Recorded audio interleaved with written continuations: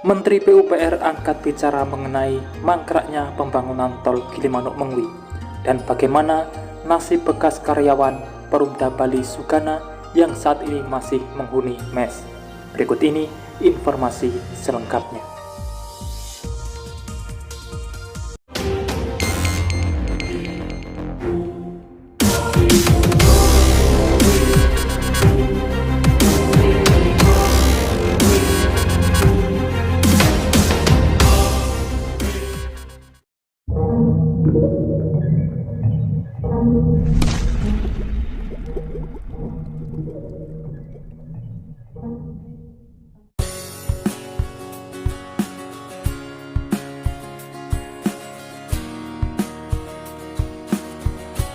Seperti biasa, sebelum berlanjut ke pembahasan, dukung selalu channel ini supaya terus berkembang dan bisa menyajikan informasi di setiap harinya. Tentunya dengan subscribe dan nyalakan loncengnya, sehingga Bapak Ibu semuanya akan terkoneksi jika ada kabar terbaru yang saya bagikan. Dan saya ucapkan terima kasih yang sudah mengikuti channel ini hingga saat ini. Akhirnya, Menteri Pekerjaan Umum dan Perumahan Rakyat Basuki Hadimulyono buka suara terkait mangkraknya proyek tol Gilimanuk-Mengwi. Beliau mengungkapkan ada hambatan terkait investor. PT Tol Jagadgeti Bali meminta tenggang waktu sampai bulan Juli 2023 untuk memenuhi financial close-nya. Dana investor awal masih belum terpenuhi untuk melanjutkan proyek tol Gilimanuk-Mengwi.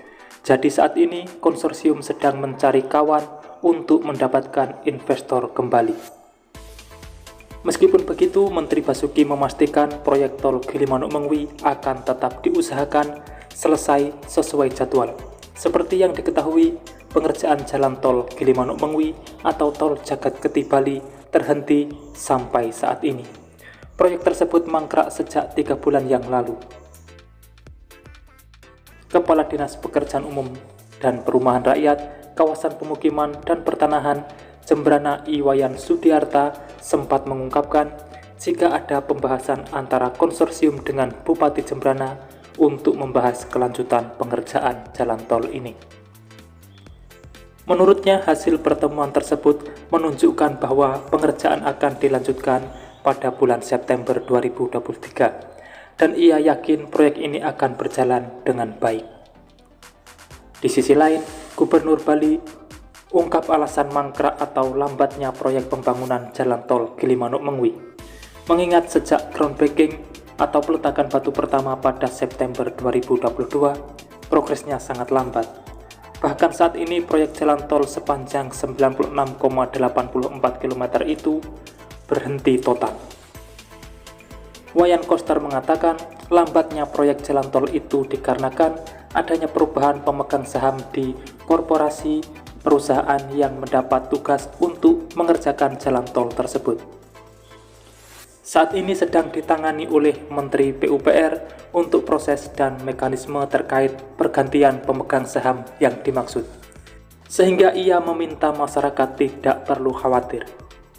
Memang mungkin konsekuensinya sedikit tertunda 1 tahun karena perubahan mekanismenya penyertaan pemegang saham di dalam korporasi perusahaan tersebut.